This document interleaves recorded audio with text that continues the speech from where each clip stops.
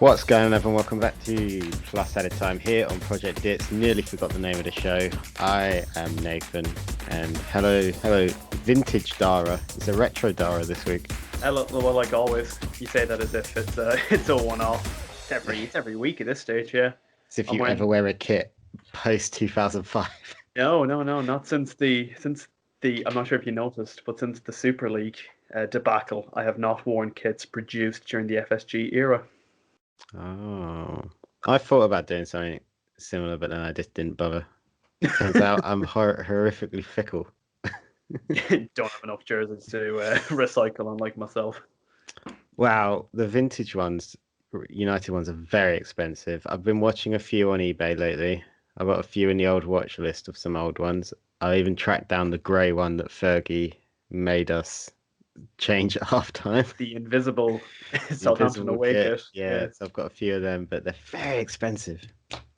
Yeah, the further you go back, naturally, it's sort of for Liverpool kits. Once you go back to about 1991 is when they like get ridiculously expensive. Sort of 95 to modern are a bit more reasonable, but yeah, I know the struggles. Oh, it's really bad. Like, obviously, I want to get the '99 treble kit, Yeah. but you just got to forget about it unless you want to spend about 90 quid plus. Like on the top, I can't find one that goes for less than about 90 quid. Yeah, I For a really good condition one, you'll be able to find like obviously beaten up ones for like a tenner, but I ain't buying that. I really wanted 2005 Istanbul jersey, but the closest I've got is the modern day replica, which doesn't have the Reebok shirt supplier like this one does for visual listeners. But yeah, no, it's tough. It's tough getting really nice jerseys. But Nathan, which jersey are you wearing this week? This is the 16-17 away kit with another treble kit. So no, Smooth. it's not a treble kit. For anyone that counts the Community Shield as a trophy, GTFO. It's not a trophy. The treble of Community Shield, the EFL, the one and only EFL Cup. You're the only team to ever win the EFL Cup. Yep. And the Europa League when you bet Ajax's under 18s over in Sweden. Nah, that was their fault too. It just happened that they were all under 18. Delit being the oldest at about 16. That's when they're well, that's it. That sweet 18 plus spot. That's when you cash in. Yep, No one exactly. says that Ajax passed. The only people that say Ajax passed a couple of seasons are currently on a drug suspension, which is my favorite transfer rumor right now. Is that Onana, which is the Ajax goalkeeper I was just referring to, is currently suspended since February. He's suspended for a Yeah. year for drug violations. But Fab was reporting Fabrizio. I can't remember his surname now. Romano. You're on a Romano. That's it. first name basis. I am. Yeah. Has reported that Arsenal are interested in him. It has to be the most Arsenal transfer rumor of all time. Yeah. To be interested in a goalie who, as it stands, cannot play until next February. Beautiful. Arsenal would probably sign him on a 300 grand a week, 5-year deal. Yep, him and Kiel Kallstrom making his return. Do you know what I found out in the week actually that Onana came through the Barcelona academy through La Yeah. Masia? Never knew that. Him and Mauro Icardi, which was another one I did not know. But yeah, this is the 16-17 kit. I think that's what we were talking about. Brilliant. Do you have any fond memories? I know that Wayne Rooney scored some special goal in the kit. I think it was Stoke away. I don't remember what the goal was. Was that the free kick? Yeah. Oh, it was Yeah. the top goal scorer. That's Yeah, what it was, top wasn't goal it? scorer for the club one. Obviously winning the Europa League is a decent achievement. It was the last season, other than this season, where I felt like we looked all right at times, even though we came sixth in the Premier League. Consistency, yeah. Yeah, but we won trophies, and that's what matters. Which brings me on to something that I'm not going to name them by name, but I was talking to someone at work today about United. Ooh. They're a West Ham fan, so what they got, I don't really know what they know about winning trophies. Ooh. But they were on about like saying, "Oh, we should sack Ollie," and they would have sacked him ages ago. Like you said, like, oh, losing the Europa League final and all that. There's no, and I don't know if it was like tongue in cheek or what. And I just said to him, "Oh, what would you have said if we won that penalty shootout?" And then he was like, "Oh well, everything would have been great then." I was like, "Yeah, but Mm, you can lose penalty shootouts. That's the point of a penalty shootout." Like, yeah. and although like obviously De Gea's penalty record, saving record is awful, and it shouldn't have really gone to penalties when you look at the team sheet or whatever. But to base it on a penalty shootout, I think was just a bit silly. For him to go completely against his word, like if he was to say, no, he still should have gone if he had won the penalty shootout, you think, okay, maybe there's a bit of logic to that. Yeah, But the fact he's basing this off what is essentially heads or tails is ridiculous. Is ridiculous. it's a little bit much. Like, there's a lot of things to have a go at Ole Gunnar Solskjaer for, but I'm not sure what he can do about his goalkeeper saving penalties. Like, if it was Nuno Santos, then maybe who obviously used to be a goalkeeper, Yeah, but yeah. I don't know what Ole Gunnar Solskjaer knows about being a goalkeeper. Presumably a little bit. To be fair, he knows very little about being on the pitch either. He used to come on for the final 2 minutes in most matches. Yeah, yeah, it worked. He made a great living out of it. He won a Champions League by doing it. Yeah, he did. He But did. yeah, I think the 16-17 season is the one where we had that weird white and navy like spotty third kit, mm, and I think it's the season where post-match Zlatan and Rooney were doing a post-match interview, and whoever decides who the man of the match is and gave him that weird tube-looking trophy gave it to Rooney, but said to Rooney, "Can you give this to Eric Bailly? He's man of the match." And then Zlatan goes, "I thought it was Wayne." And there's just that really awkward moment where they're looking at it because obviously Bailly was presumably meant to do the interviews. That's weird. Yeah. I Will I think that briefly season. touch on my jersey? I guess. Yeah, go for it. Well, this probably is my favorite segment. This is the 98 to 2000 home jersey. Lasted 2 seasons, the good old days, back when jerseys lasted more than 5 minutes. It's the jersey that Steven Gerrard made his debut in, replacing Vegard Hegem, Blackburn at home on the 29th of November 1998. I remember it well. What else really happened? Nothing. I think our league finishes were seventh and fifth. Won no trophies in that time, unlike United, like Nathan's United jersey. No, very No, nothing. transitiony phase for the club, which we seem to be going through every season up until about 3 years ago. But it's good. It's got a weird sort of like turtleneck that if I was to wear a jacket over it would make me look a bit like a Catholic priest. It's very 90s. Yeah, it is. It is. It's got sort of like weird. I don't know if you can see it. It's got like weird like horizontal lines in it that go like dark red, light red, dark red, light red. Well, like that. It was weird. Very Reebok.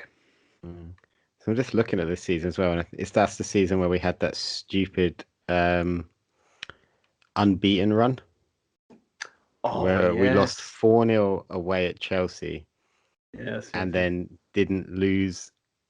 It looks like we didn't lose another Premier League game, but we stayed sixth. Yes. I Apart remember from it well. Yeah. a 1, 2, 3, 4, a 5-week spell, ironically, where we went fifth. I remember at the time the thing Oh was no, we did lose. Sorry, we lost to you Arsenal lost to and Arsenal Spurs. away. Yeah. Ooh, I think that was the game when Lamella scored. I remember Martin Tyler's commentary. But yeah, you were something like when you started the run, you were something like 6 points off fourth, and by the time the 25 match unbeaten run was finished, you were like 4 points off fourth. It was something stupid like that. And yeah, that was weird. That was when obviously there was Mourinho and Pogba's first season. It felt like you were really going to do great things, but it's sort of you still did win trophies and you finished second the next season, but you were never really united, were you? No, it was that awkward, awkward phase between Van Gaal and where we are now, where the squad was just a mess Yeah, of just players that shouldn't have been there. Weirdly, we ended up getting rid of some players that I think should have stayed over some players that did stay. Like I don't know why we got rid of Dally Blind.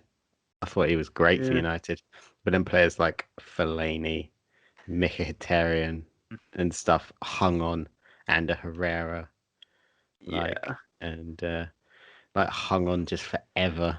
Some players who are still there, like Phil Jones, is still there. Weirdly, I cannot. At some point, he's going to become the next Ferdinand. I can't wait for that day. oh, that would be great.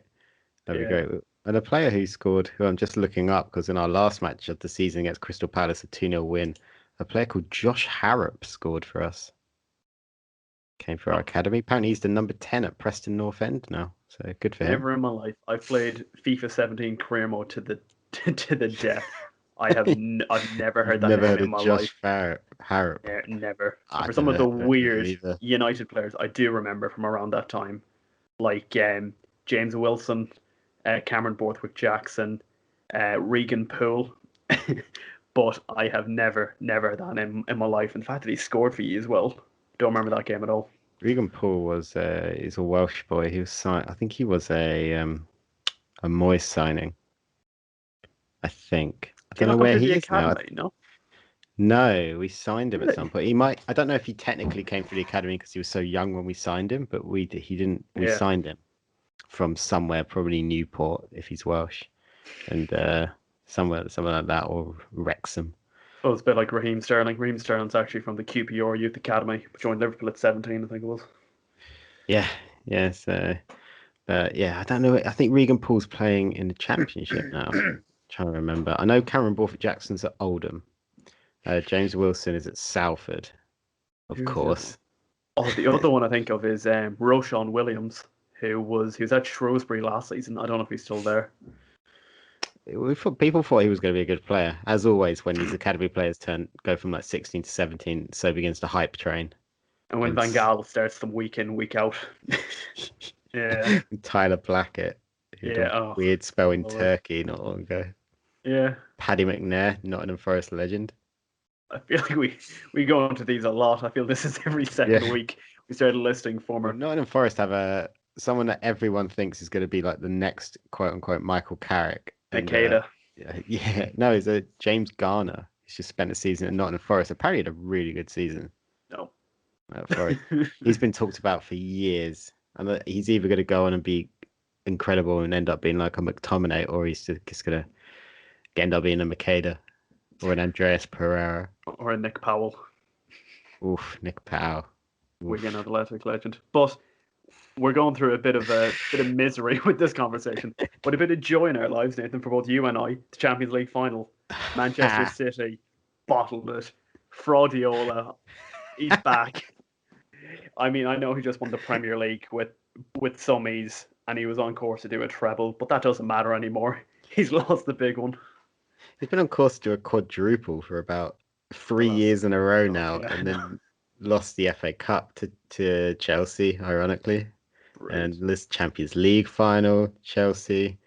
Just crappy lost a 10-man Leeds not long ago. Yes. Oh, but I don't know. It's to be serious for a moment. There's some heavy criticism towards old Pep. Like his team selection, as always in the big matches in the Champions League, is questionable at best. He always does it. Yeah, Always does 60 it. games they played this season, and for the first 59, he played Fernandinho or Rodri. The one time he didn't was the Champions League final. What? Speechless. I don't know. It's so weird. And he always has sort of Fernandinho to rely on. Fernandinho must be about 36 at this point, and he seems to play week in, week out. And if he doesn't, he's replaced by Rodri. Decided not to use either of them, which I imagine didn't go down well in the dressing room, surely. And Chelsea 1-0 to the good. Yeah, and there was so much space, like even to the point where, and a lot of people, sometimes you hear the commentators point out something, and that's when you notice it. But this time there was so much space that, like, even me, completely uneducated in the world of coaching Even football, Robbie Savage spotted it. Oh God, Robbie Savage is such an idiot. And but there was so much room in there for Werner, who miraculously actually stayed on side a couple of times. Fair play to him. Yeah, fair play. Like he's learning. Yeah. Learning. There's so much room. Like N'Golo Kante, I think deserves a massive shout out before we just criticize City to the death. Like Kante was unreal. Right. He's the best defensive midfielder in the world. Yeah. I don't know how you can debate otherwise. He's won the Premier League twice with Leicester, obviously, and Chelsea. won the Champions League, he's won the Europa League, he's won the World Cup. And not only has he won them, he's been bloody brilliant in almost all those matches. Even being a PFA Player of the Year, which is very rare for a defensive midfielder. I think surely that's him as one of the best midfielders in Premier League history, sewn up. He has to be, yeah. And he's so good. He made everyone think Danny Drinkwater was worth 30 million quid. Which is his biggest achievement in the game, yeah. Somehow it really is. But I thought Ben Chilwell as well was excellent. I thought Reece James was like the whole Chelsea squad were fantastic, apart from Werner. Yeah, well, some things go without saying. Yeah. But so City's team selection was weird, and I didn't realize Raheem Sterling was on such a barren run until the commentators pointed out. Like they scored, I can't remember what it was now. It's like 5 and 20 something. To be honest, that seems even better than I would have thought it would be. It feels like since the turn of the year, I'd say he's just fallen off a cliff completely. Because I remember when we were doing one of our first episodes, he had some like ridiculous goals to game ratio at the time. But sort of ever since I said he was a bit underrated for not getting the credit he deserves, he's just, like always, whenever I try and make a point, that player just notices and just decides to just play terrible for the rest of the season. Yeah, and like he's been on such an incredible run, Raheem Sterling. If I just run through, like if we go from the 17-18 season, he's got 23 in 46. Next season, he got 25 and 51. Next season, 31 and 52. This season, he scored 14, which isn't great for Raheem Sterling for the standards that he set himself the last few seasons. Chances that get created from as well. The ball always seems to fall to Raheem Sterling. That's how it always seemed to be. But to get 31 goals from a wide position is very, very good. But I think 14 is below average, especially for what he's sort of set as his standard. I think he should be getting at least 20 a season. I think it's fair to say. Oh, he should do, and I'm sure next season he will. But I think for City, like not playing with a proper striker is one thing, but then to play with no defensive midfielder as well, they just look lost. Like cause they couldn't get control of the midfield, partly because N'Golo Kante and Mason Mount, and that were just terrorizing them. And the other part was that for as good as Gundogan is, like Bernardo Silva, is he a winger? Is he a midfielder? Nobody knows. Just like a lot of players. Is he a knobhead? Definitely. Yeah. Oh, 100%. He's a sensitive boy, so hopefully he's not gonna send me rage tweets. But absolutely hates Liverpool is one thing I've noticed. But continue, Nathan. Yeah, just he had him in central midfield, and Kevin De Bruyne is obviously Kevin De Bruyne. You can't question that team selection. You could play him anywhere on the pitch, and he'd be one of the best players on it, unless he breaks his nose. And so I don't know. There was too much for Gundogan to do. Yeah, and one man bowing out, not probably how he would have intended. Sergio Aguero, he's gone. It's been confirmed he's joining Barcelona next summer. He said he told me that he's not leaving until City win the Champions League. He said it to you. Yeah, and then I told a newspaper. Oh yes, that infamous. Well, now it's infamous headline. Yeah, year on year in, it was like, oh, he's staying forever. He's staying forever. Then they finally got to a Champions League final. Everyone was like, oh no. And he didn't even get played, despite being incredible against Everton. Which you love to see. Again, Pep bottling it. No room for sentiment. No room for the club's top goal scorer of all time, and it'll probably never change. I'd say it'll be Aguero till the day that club folds. I can't see another player coming in and scoring that many goals, staying that loyal to that club ever again. Yeah, even if they sign Harry Kane will get close, but is he going to have... I don't know, the way Harry Kane plays, you feel like he could play forever. So if he stays injury-free... No, because he's a different sort of player, isn't he? He drops deep and he creates, and then he's just in the right place. Whereas Aguero seems to lose a yard of pace. I don't know. If they signed Harry Kane, which I think they will, because their chairman has also said they will be replacing Aguero this summer. Ooh, which is interesting for a team that doesn't play with the striker to be signing a striker. Genius. Kane. Oh God, imagine they sign Kane and he gets stuck on the bench. Pep converts him to a holding midfielder. God, that would be incredible, because they're probably not going to be signing Messi now. Looks like Messi is staying, and you say Aguero's gone to Barcelona. Gini Wijnaldum, who we'll get to now, since it's actually a player that we're going to know a fair bit amount. He's is he's gone. he's as good as. It's not been 100%, but it's basically done. Oh dear, how do you feel? Actually, well, I'm not going to say sad because this does. It's not like when I don't know, like Torres or Suarez left. It's not that sort of sadness. It's sort of. I feel like he probably has achieved everything that he'd want to at the club, and he's what is he now? He's 30. He's 31 in November. So, and when you see him playing for like the Netherlands, he's a completely different footballer. He actually knows how to score goals when he goes away, with the Dutch. So it'll probably be interesting to see if when he does sign for Barcelona, how he'll be played.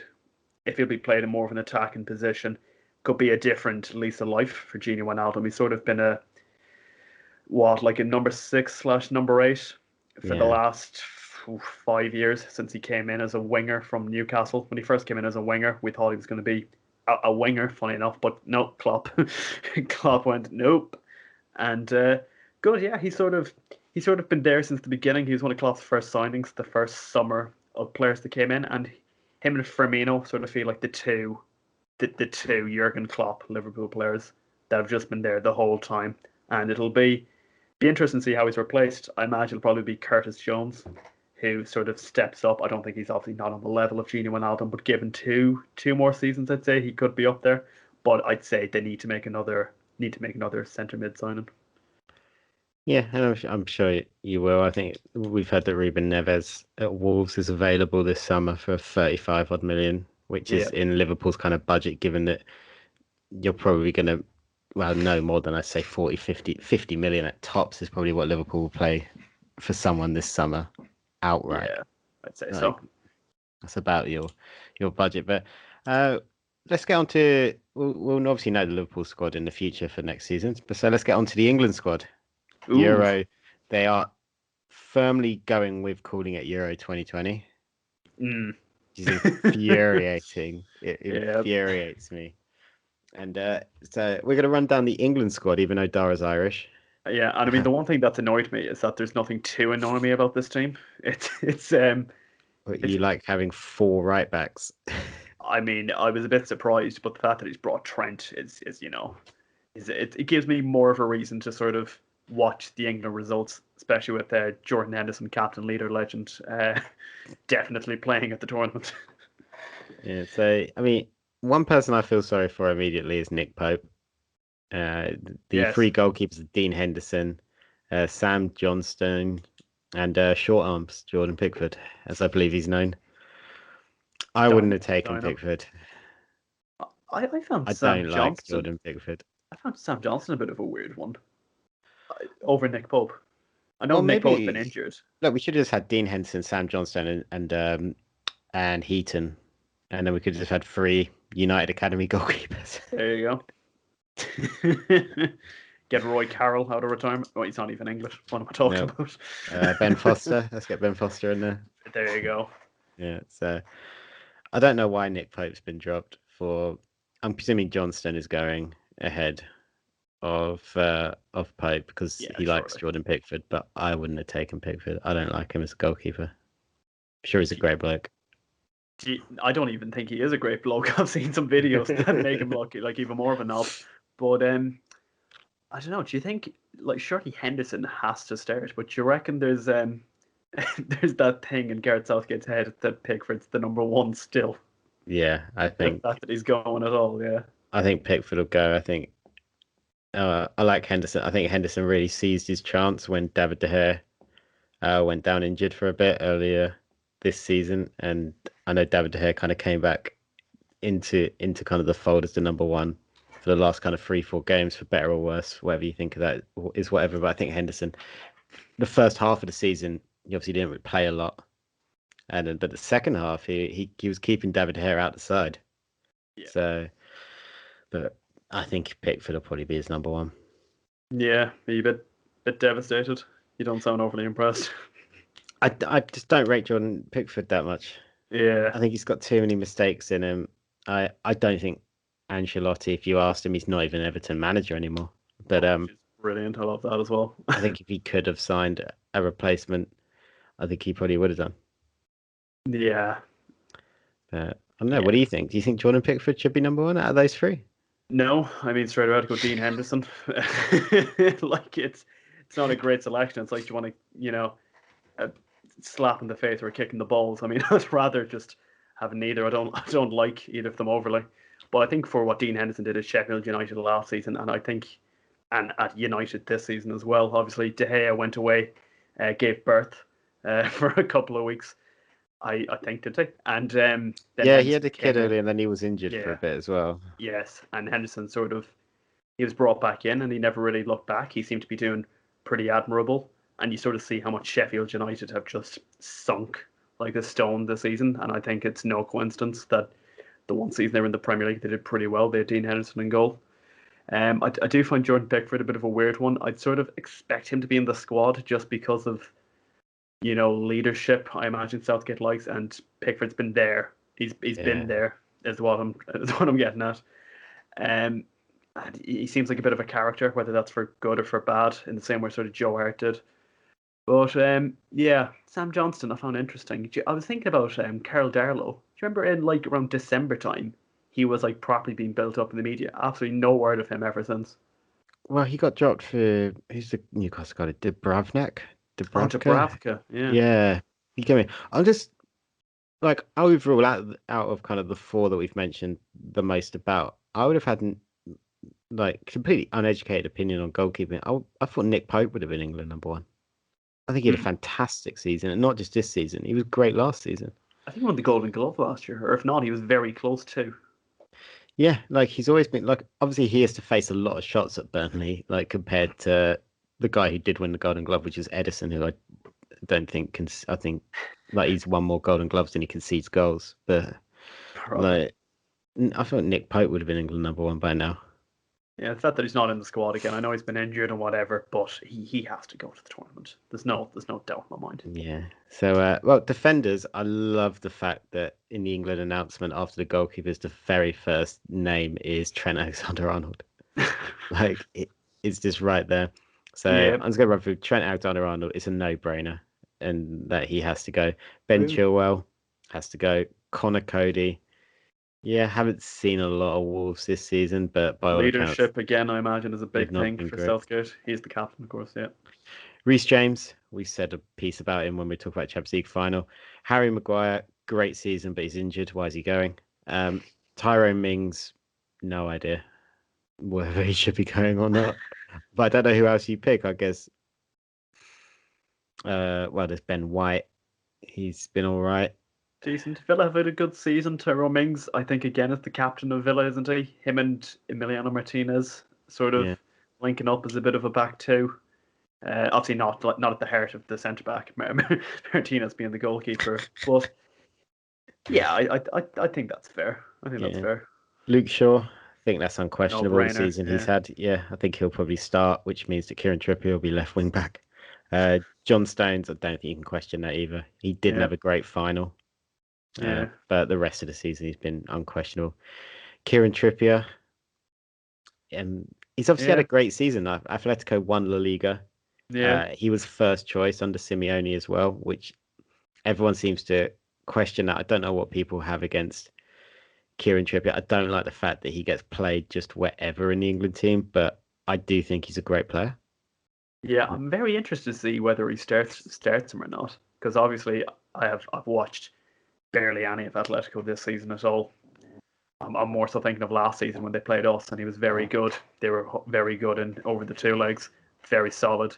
Interesting to see him back in the England team. I'd like to see how he performs. Yeah, like he's just come off that suspension for betting or whatever, Oh which I yes. don't think we need to get into. Apparently, United are interested in him this summer to provide competition to Wan-Bissaka. I don't know whether that's true or not, but Eh, and then the one now I wouldn't have taken Kyle Walker. I don't like Kyle Walker. how many people do? I mostly because he's gonna play right centre half, and I hate that for one reason, which is that you're getting a fullback who's not particularly amazing defensively and asking to play centre back when you're leaving a fullback who is extremely good defensively at home in Aaron Wan-Bissaka. The fact It that he's doesn't brought make sense to me. that he's brought 4 right backs as well, and there was no sort of inkling that Wan-Bissaka was ever going to go to the tournament. He didn't even make the extended squad. I know. Well, then there would have been about 12 right backs in the 30 whatever. I think you look, football's not just played on stats, and there's plenty of people out there that will list the stats off for you, but Wan-Bissaka's defensive stats are unbelievable. Attacking wise, they're not great. No, he's not very good. He's not great going forward. He's better this season than last season, but still, he's not at the level of he's not the level of Trent going forward. But I don't like Kyle Walker. Yeah, I think in general on the right back discussion, I think Trent and Reece James are just sort of better. If you sort of average them out. Do you remember like how match attacks used to have like a defense and an attack stat? They've got a very nice balance, whereas Wan-Bissaka's attack would be a bit too low. His defense would be pretty good. I think it's solid. I think again Kyle Walker is sort of this must be his like what 3rd or 4th tournament at this stage. He would have went to the Euros in 2016. He probably would have went to the World Cup in 2014. Again, been there, done that. Been to a load of them. For some reason, that's really important. Yeah, I mean, again, you obviously watched a lot more of England than I would have. He was part of the back 5 at centre back, was he, in the last World Cup? Did he perform well? He looked all right. Yeah. He's not pulling up any trees, but I also think there's actual centre halves you could play in that position. Like clearly, like it got us to semi-finals, but there's your weak link immediately. It's the right back at right centre half, and it just gives me flashbacks to last season where Luke Shaw was playing left centre half for us, whilst Brandon Williams was at wing back. Yes. It worked sometimes, but that doesn't mean it was good. Yeah. And then England are only taking 2 midfielders. They're not. They're taking 5, I think. That's Jude Bellingham, Borussia Dortmund. By all accounts, had an amazing season. Not watched a lot of Dortmund, but he was a big part of that squad. He was scoring goals from midfield. He's only 6 years old, so fair enough. Jordan Henderson hasn't played since February. Yeah, hasn't played Isn't even midfield training. since about September. Hasn't even trained. Mason Mount, unquestionable. Yeah. Calvin Phillips, he's had a great season at Leeds in a very, very good Leeds side. And then the one defensive midfielder is Declan Rice. Yeah. We're not rich in high quality defensive midfielders, so I don't really want to. How do you question that? I feel like there isn't a lot of midfielders in that team, like at all. When you look at the amount of defenders. Well, I think a lot of midfielders get thrown in the forwards. Yeah, because if we go to the forwards, like Phil Foden and Jack Grealish are in the forward section. Yeah, I'd have them under midfielders, but yeah, I get what you mean. Yeah, Saka floats between left wing and left back, but he's in the forward section. Jadon Sancho, Dortmund tend to play. I think they tend to play 4-2-3-1. So Sancho's actually over on the right wing, but then he can play centre forward. He can play left wing. He can obviously play further forward as well. So. I don't know whether it just feels like that fantasy football thing when for some reason Martial is a midfielder. If you play the actual official, that's true. Yeah, so was Salah, from what I remember. Salah was a midfielder in that game as well. Yeah. What was the reason for no Mason Greenwood in the team? Just asking. He pulled out injured. Apparently, he had an underlying injury that he was still working through. Right. But Maguire and Henderson are still going. They're grand. Yeah, they're perfect. We're going to patch them up. So in the forwards, now I'm going to leave the most contentious one to last. But Phil Foden, you can't really question. Jack Grealish, I don't know if he's played a lot lately, but been injured a lot, hasn't he? In a great season. Obviously, Harry Kane's going. No doubt. Yeah. Marcus Rashford. Yeah. Sorry if I butcher your first name, Saka, but Bukayo Saka. Jadon Sancho and Raheem Sterling. Now, the last one is the last striker position that I've left out. It's gone to Dominic Calvert-Lewin. Yeah. Over Ollie Watkins and Danny Ings. To me, it felt a bit weird that Saka got in over Ollie Watkins. I know, obviously, Saka's more on the right. Watkins is more on the left / striker. But I think Ollie Watkins had a very good season. And he scored a hat-trick against Liverpool, which is just burnt into my mind. I But think what it might be is that Saka's range of positions, which I yeah, think is he's quite what versatile, got isn't Greenwood in the squad. Is that yes, Greenwood can play nine if things go really wrong with for Calvert-Lewin or Kane, then he can play there, but he will mostly be stuck out on the right, or he just wouldn't have played, which I think is more likely. he? Unless Yeah, England were one down and desperate need of a goal, I don't think Greenwood would have got on the pitch. But I think Saka can slot back as well. And if we did it to be super defensive, you could bring Saka on to play like left back. yeah. Like, It just actually, it's also kind of weird that there's only two like out and out strikers in that team, isn't it? You'd have three or four, from my memory at least. I think Maybe that just three. I'd say show. three at least. I think that just shows what formation he's going to be playing, which he's going to Yeah, play. one up top, without doubt. Yeah, Yeah, he's going to play one up top with five at the back for the most time, or he's going to go to 4-3-3. So he's only. Yeah, we are banking though on Calvert-Lewin and Kane, like to deliver there because Marcus Rashford had a good goal scoring season. Much to people don't really remember that after the Europa League final, but he did score 20 plus goals this season. Sancho has scored loads. Grealish has created and done loads, but after Kane, since January, beneath Kane in goals scored for an English player is Jesse Lingard. yes, I forget. Yeah, see, I completely forgot about Jesse Lingard, and I was Yeah, very surprised that he wasn't included in the team yeah. because I mean, I know he hadn't like played a minute of football before his move in January, but he just kept scoring and he just kept being amazing. He's probably one of the most on form or in form players going into the tournament, and he's not going. It's weird. And again, another thing I know it's sort of how these things work, but the fact that you're allowed to that they can bring three goalkeepers and he's only brought two strikers, I find very strange. Because surely you'd need three strikers over two goalkeepers. I had to keep going back to this striker thing, but I've always found that really weird in a tournament. It's not like two of your keepers are just gonna, I don't know, just combust. I think what it is that you would just be playing with fire if you only took two goalkeepers. Because imagine if you did only take two goalkeepers. First group game, Dean Henderson goes down injured. You then will just you'd start believing in God. Just you could pray that Jordan Pickford didn't hurt himself, or you'd be Carl Walker would be back in goal. We got four goalkeepers technically. Are you allowed to are you allowed like emergency, like obviously not transfers, but like, because I remember, didn't like someone got injured? I think it was like Ledley King or Rio Ferdinand in South Africa. I I think remember I you remember the must news be able report to. Yeah, that Emil Heskey like fell on either one of them. I can't remember which one it was. And first of all, I don't know what Emil Heskey was doing in South Africa in 2010, he went but over Peter Crouch, didn't yeah, he? he played in It's the ridiculous. it was the Germany game, yeah. But yeah, I don't know. I've always found that very strange. But yeah, like we were saying, anyways, Jesse Lingard, I think it's nearly criminal in the fact that he hasn't been brought as I one of think it's the him, and one I of the do players. feel. I know he got injured towards the end of the season, but he was still scoring. I just feel awful for Danny Ings. Yeah, I feel like last season, if this tournament did happen, that as in COVID didn't happen, I'm not saying they just forced it through and just ignored everything, but Danny Ings would have been going. And Harry Kane was injured at the end of last season, wasn't he?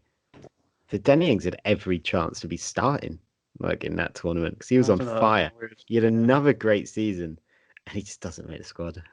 Do you think it's the fact that Calvert Lewin is sort of what a similar sort of frame, I guess you'd say, to Harry Kane, similar sort of build? Do you reckon that's obviously something that Gareth Southgate might be looking at? I think Calvert-Lewin has also just had a great season as well. It sucks for Danny Ings because he was kind of the only English striker when Kane went down injured towards the end of last season, who was consistently scoring. But this season, it's Ollie Watkins, it's Dominic Calvert-Lewin, it's Jesse Lingard at West Ham has been playing up top. Harry Kane's had an absolutely, despite Spurs' best efforts, he's had an incredible season. Like Yeah. just another great one. I think Rashford can obviously play through the middle, but spends most of his time on the left wing. Sterling can play across the front as well. For City, I wouldn't ever want to see him playing up top for England. I think that would be awful. And Foden as well has played up top for City. I think everyone has, to be fair, this season. Yeah, yeah, yeah. It's like the time when Milner played up front against Bayern for City. Oh yeah. Or even bring back to Gini Wijnaldum. Gini Wijnaldum started up front against Barcelona in the Nou Camp. The game we lost 3-0. Jesus. But But yeah, do you it's have a any? great squad. Like Yeah, for we, as everyone does, we spend more time talking about the people not going. The talent in this squad is unbelievable. it's brilliant, isn't it? It's sort of you sort of felt it at the last World Cup. Around the time of the last World Cup, the under 18s was it won the under 18 World Cup. I Yeah, remember Phil Foden and Ryan Brewster. I think were the two sort of main people in that team. One of Reed them's gone on to Brewster. be successful. One, and, and yeah, it's sort of been building to this, and I have a feeling if it's not this tournament, I think it's the following World Cup. Ye should be there or thereabouts, but I still don't have any faith that England are going to end that trophy drought. For nearly 2 years now, I've been saying It's coming home. to no, not it's coming home. I've been saying that Portugal were going to win this Euros, and I said it. I was about 2 years ago. I first looked through the squad, and I said, "Well, Portugal are going to Ooh. win Euro 2020." So I'm being forced to stick to it. That I still believe Portugal Okay. are going to win it. The Their fact squad is that ridiculous. obviously I need a team to support, and I know that Portugal were going to be one of my options because of Jota mainly. But I think because I've got all the gear, I think I might just wear it week in week out during the Euro special. I've got a Germany jersey, Germany trousers, and Germany socks. I'm up Yeah, with the Germans, which I'll is put Germany. finally okay to say after after the history that Germany have had. Jeez. But we've It's a discussed random we've political. discussed the England squad. Nathan, I've found some stats on something we haven't discussed in a long time. It used to be one of my favorite weekly segments. It was VAR watch. Oh God, is this where you tell me how Arsenal would have won all the trophies if VAR didn't exist? It's a good point. I wonder where would Brighton be if XG wasn't actually a thing. The Football Supporters Association Oh, okay. surveyed fans. Again, I don't know which fans. I imagine just a bit of a collection, I guess. And they asked them differing questions. Thought I'd run through some of these. Okay. First one: VAR had made watching matches less enjoyable, and they categorized it between in-stadium fans, which I didn't really understand since there was no fans in stadiums Yeah. all year. So Okay. in-stadium fans and fans watching matches on TV. So for the VAR has made the game less enjoyable. 95% stadium fans and 94% fans watching on TV. Okay. First of all, I've got to really question the 5% who think the game has gotten more enjoyable ever since. But I think it sort of brings up the whole: will VAR be used to such an extent next season? I imagine it probably No, will. I think Do you not think? they'll stick to their guns. Oh yeah, that's So me. yeah, they're gonna Yeah, stick to it and just keep going with it until. But it's gonna be much more difficult for them next season when fans are properly back yeah. because the reaction was obviously sour to begin with, but now they're going to be doing it to fans who weren't allowed into the stadiums for 18 months or whatever. Yeah. Like it's not going to be good. Just another one I'll just sort of wrap up on was uh, more likely to no wait likely to attend fewer games in future as a result of continued impact of VAR. 45% of fans said they were less likely to go to games because of it. Which I don't know which fans you're asking Yeah. because I don't think it should be that much of a difference. I mean, No, I'm still going to go. I can't wait to get back yeah, into Old Trafford. can't wait to go again. I don't know how long it'll be for me, but I can Yeah, I pray. mean, I can pray. I was really devastated for Swansea, who played a really bad playoff final. They were not Yeah, very good at all, but they were so close by. I was looking forward to that Swansea away day. Like, I might would still have go to been. some Swansea games next season. There you Like, go. it's in the Swansea watch. Championship. Yeah, I'll be on Swansea watch. I'll keep up to date on them. I'd say they're only about 40. Their stadium's only about 45 minutes away from where I live. So I'll try and go to some few games. I'll get some content from the Swans for the podcast. Oh, Nathan vlogs. Cannot wait. Look out for the rocking up YouTube in channel. rocking up in my United kits. Oh, you will be ingratiated. Lovely there. Yeah. No, well they love Dan James. Do they? Swansea boy. Yeah, We bought him from Swansea. He scored that great goal against Leeds where he ran the entire pitch. never seen it. Oh, it's a great goal. Is If it? you like watching someone sprint, Then watch the athletics. That's yeah, usually what I do in that sense. he's always like I'm exaggerating a little bit, but there's very little skill in this goal. He just picks up the ball in the Swansea penalty box and just sprints, and he's just too quick for everyone. It's a really weird question I'm going with. But what's like your favorite counter-attacking goal you've ever seen? Oh well, obviously it's Rooney to park Oh back yes. to Rooney across to Ronaldo. The first one for me that came to mind is actually a goal scored against Liverpool. It was in the 07-08 Champions League quarter-final second leg against Arsenal. Steven Gerrard tries to like hit a shot on the volley on the edge of the box, completely airs it, falls over. Theo Walcott picks it up, runs about, must be about 90 yards, and then squares it for Adebayor. It's beautiful. Again, like Nathan said, if you I don't know what it is, but if you want to see a man just run at full Yeah, pace, it's great. It's what it's made the. amazing. There's another one which is it Crouch knocking up to Bale for Spurs? There's a Gareth Bale and the Gareth Bale one in the El Clasico as well during his first El Yes, Clasico, yes, where he yes. just fucking skins everybody. Just Mark Bartra just ended his career there, and then he sort of knocks it on and runs off the pitch and back onto the Yeah, pitch and still beats him to it's the ball. it's ridiculous, but yeah, that one against Arsenal for United is ridiculous. It's so good, but there's obviously the song one where he won the Puskas Award for. Yes, that was against Burnley, I That's think, wasn't it? Yeah, that was a great one because he just destroyed everyone. Um, trying to see if any others come to mind. But no, that Dan James one is good as well. Yeah, there's one that I can remember, but I could not tell you who scored it. It was in the very first season of the Premier League. I think his name was like Ashkins or Ashkinson or someone for Aston Villa. It's very nice. He Nigel sort of runs. Adkins. No, he was the Southampton manager, wasn't he?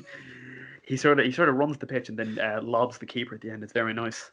But yeah, it's a good question. I might have to think about that over the week. What's this? Favorite Remember counter the attack. Zlatan goal against Everton?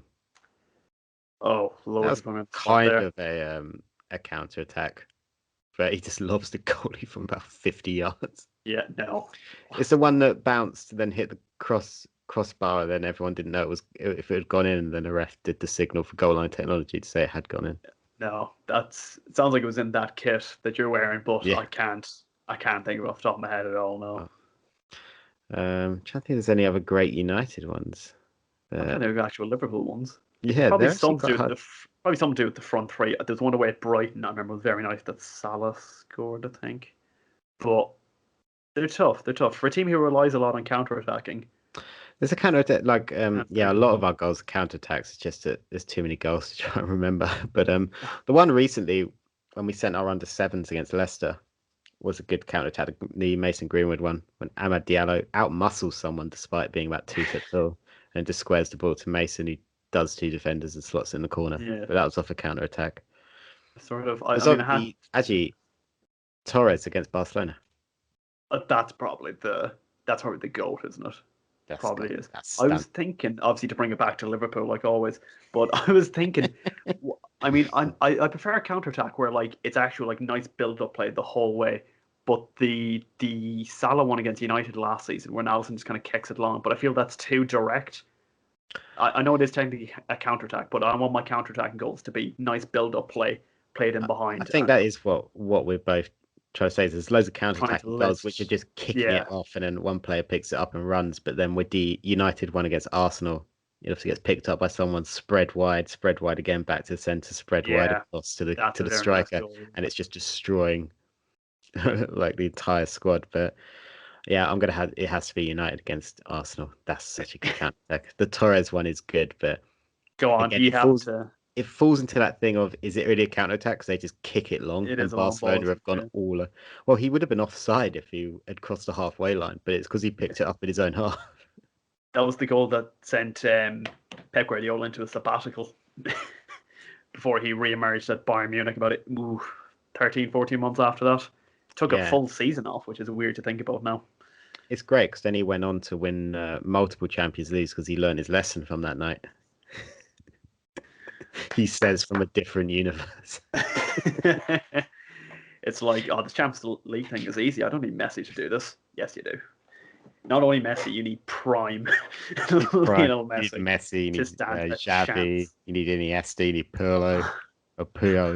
You need Pirlo. Pirlo. Yeah, you could use Pirlo probably, but You need the best team probably in the best squad in football history. That was yeah, that good. It managed to stop Alex Ferguson in 2 consecutive finals, which I imagine never happened besides that. no, it didn't. And Very seldom. He lost a yeah, cup final. like the second one, Messi just ate us alive. Mm, But the one before that, we should have won that one, yes. and it hurt. That was when we made was it 3 Champions League finals in 4 seasons? Yes. Yeah. Yeah. Wow, that's weird to think about actually, yeah. I was about to say, has that ever happened? But then Real Madrid won 3 in a row. So does it even matter? Yeah. It's down 1 3 in a row. And now quit. Real Madrid broke him. We didn't really get onto the manager merry-go-round, but I think we'll end with a short discussion on the Yeah, manager nothing's been merry-go-round. confirmed. Yeah, Nothing's been Zidane's confirmed. gone, Conte's gone, Ancelotti has left Everton and joined Real Madrid. Which I love. Uh, Everyone kept saying Pochettino's going to go back to Spurs. Yeah, I don't know where that came from. That sort of seemed to last only a couple of days before it's just not been mentioned again, as Yeah. Antonio Conte is there to being linked to that job. But one of my favourite things about Carlo Ancelotti going back to Real Madrid is that the Clasico, that is if Koeman manages to stay in charge that long, will be contested between two Everton managers who left with their clubs in 10th and 18th place, respectively, at the time they left the club. Obviously, Ronald Koeman was I thought sacked. I was about to say like I can't remember what the stat is, but it's something like 3 of recent Real Madrid managers have all finished 10th in the Premier League at some point. Probably, It's yeah. something like that because obviously it's Ancelotti with Everton. I know it must just be the Clasico, not the Real Madrid managers, but Koeman obviously finished 10th for one season with Everton.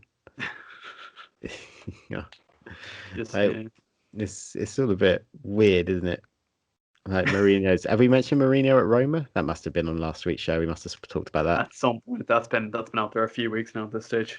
I like I to imagine think we've it looked discussed like Nuno, uh, the Wolves manager. He obviously left Wolves as well. He was in talks with Palace because Roy yeah. Hodgson's left Palace, but I think that's been hijacked a little bit by Everton now, apparently, because Spurs are going after Conte.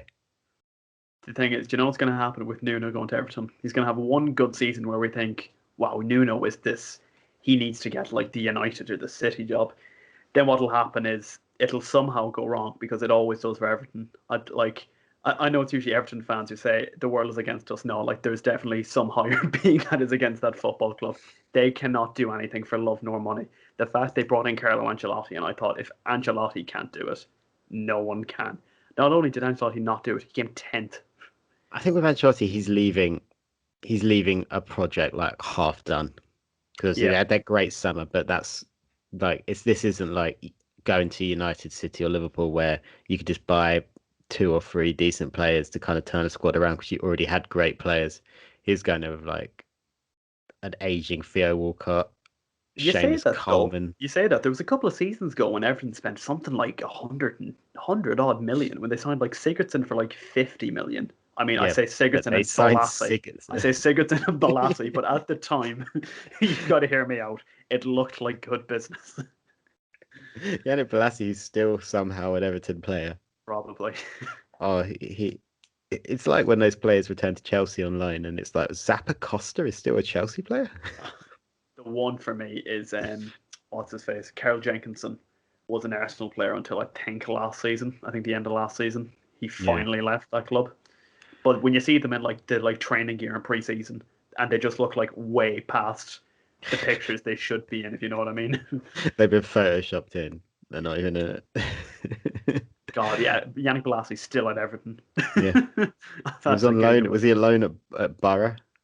He has been on loan 4 seasons in a row. Villa, Anderlecht, Sporting Lisbon, and Borough.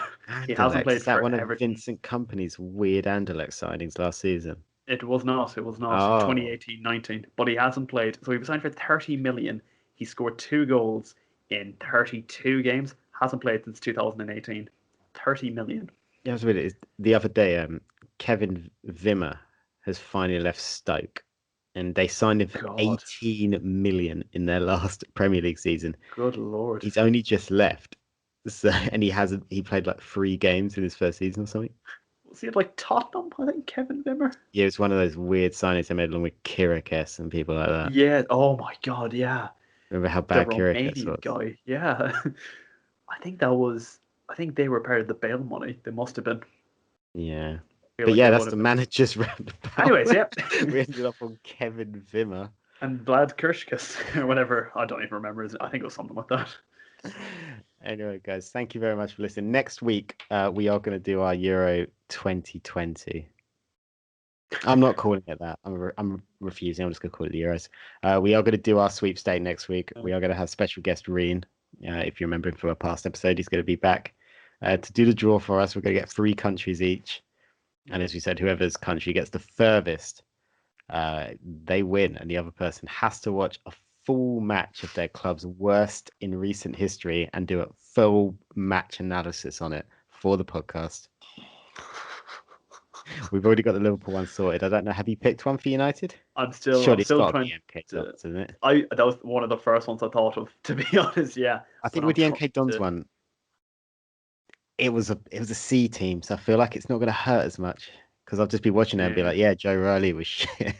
Whereas I was, watching Steven Gerrard play his last ever game for the club with players like Adam Lallana, Mignolet. Like this isn't a B team. No, this used to be the This is starting your team. first team. Joe Allen. Oh Lord. But you can find plus added time at +_added on Twitter. If you're listening to this on the Project Dits feed, we do have a proper plus added time podcast feed as well. If you do want to go and subscribe to that, you can do. But Dara, where can people find you?